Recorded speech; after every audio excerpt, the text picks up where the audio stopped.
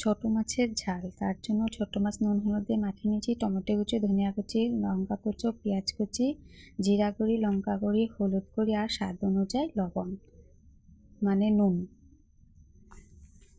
তার জন্য ফার্স্টে যে কড়াইতে তেল গরম করে নিয়েছি। এখন আমি একটা একটা করে মাছ এখানে ভেজে নেব। মাছগুলো ভেজে ভেজে বাটা মশলা বাটাবাটি ঝামেলা ছাড়াই আমি আজকে ছোট মাছের রসা করব। আপনারা দেখবেন বন্ধুরা, কেমন লাগে কমেন্ট এবং লাইক করে জানাবেন।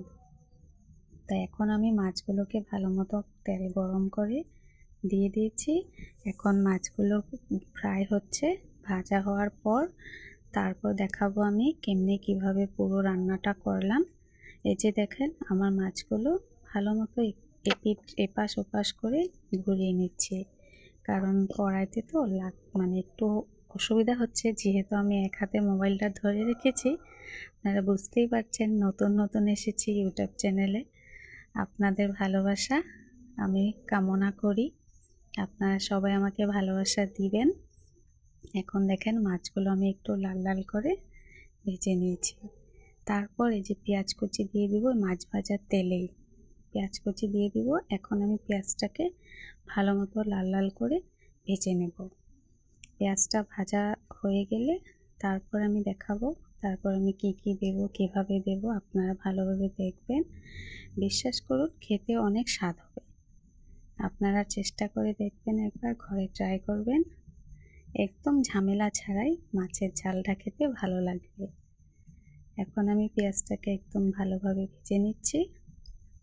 পেঁয়াজটা ভাজা হয়ে যাচ্ছে। গ্যাসটাকে আমি একটু ফ্লেমটা কমিয়ে রেখেছি, আপনারা চাইলে বাড়িয়েও নিতে পারেন। এখন টমেটো আর লঙ্কা কুচিটা দিয়ে দিলাম, আর দিয়ে ঢাকনা দিয়ে দেব, কারণ একটু নরম হতে হবে টমেটোটা।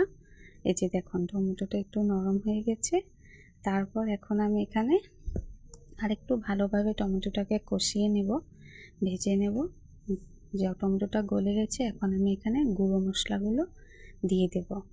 লঙ্কা গুঁড়ি, জিরে গুঁড়ি আর হলুদ গুঁড়ো, এগুলো দিয়ে মশলাটাকে আমি ভালোভাবে কষিয়ে নেব, কারণ মশলাটা যত ভালোভাবে কষানো হবে তরকারিটা অতটাই খেতে ভালো হবে। এবার আমি ভালোভাবে মশলাটাকে ভেজে নিচ্ছি।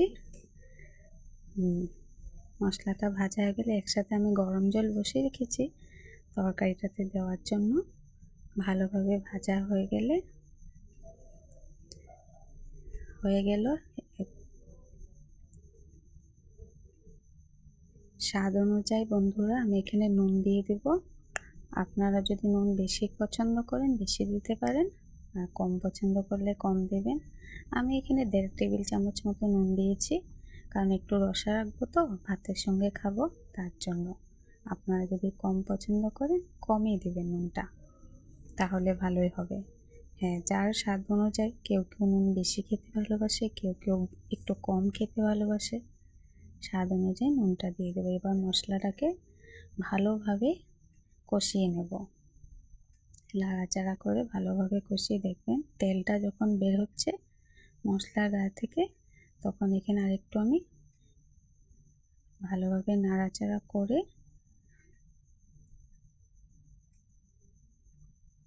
তারপর এখানে আমি একটু গরম জল দিয়ে দেব।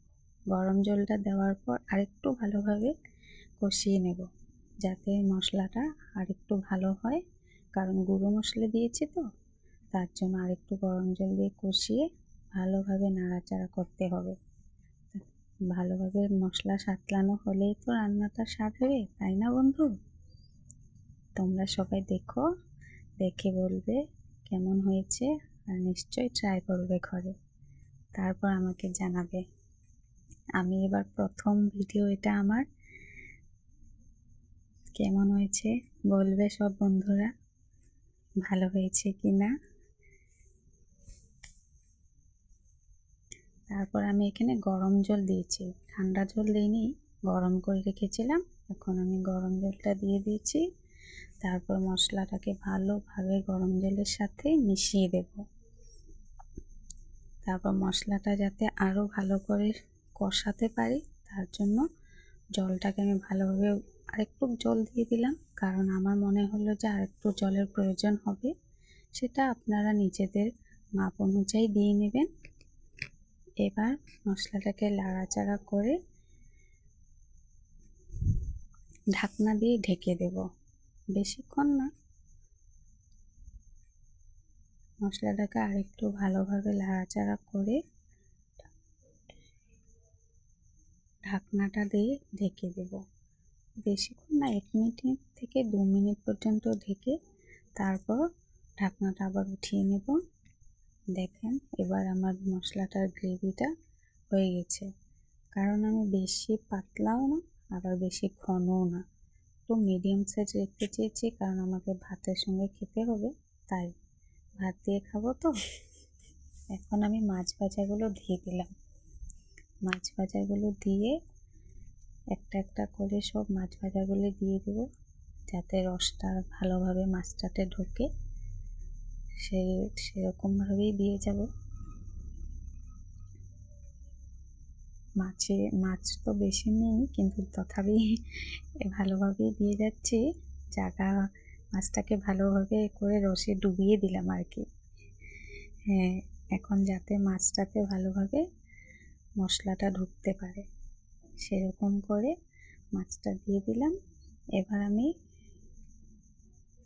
চারিদিকে ভালোভাবে নাড়াচাড়া করে গ্যাসের ফ্লেমটা একটু কমিয়ে দেব। তারপর আমি ধনেপাতা কুচি চারিদিকে দিয়ে দেব তরকারিতে।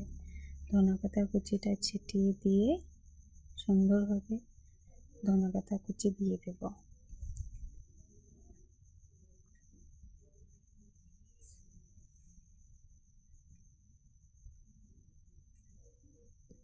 দিয়ে আরেকটু নাড়াচাড়া করে ভালোভাবে মিশিয়ে, ধনেপাতা কুচিটা দেওয়ার পর আরেকটু ভালোভাবে নাড়াচাড়া করে মিশিয়ে এবার আমি আবার ঢাকনাটা দিয়ে দেব। বেশিক্ষণ না, একদম 1 থেকে আধা মিনিট পর্যন্ত কম ফ্লেমে আঁচটা একদম কমিয়ে রাখবো। তারপর দেখুন ফাইনাল আমার তরকারিটা হয়ে গেল। কি সুন্দর কালার এসেছে এবং খেতে ততটাই স্বাদ হবে যেরকম দেখতে হয়েছে। বিশ্বাস করুন আপনারা, অনেকটাই ভালো লাগবে খেতে। এই যে হলো, এবার আমার তরকারিটা ফাইনালি হয়ে গেল। আপনারা দেখবেন, এখন আমি এটাকে প্লেটিং করে দেখাবো আপনাদেরকে।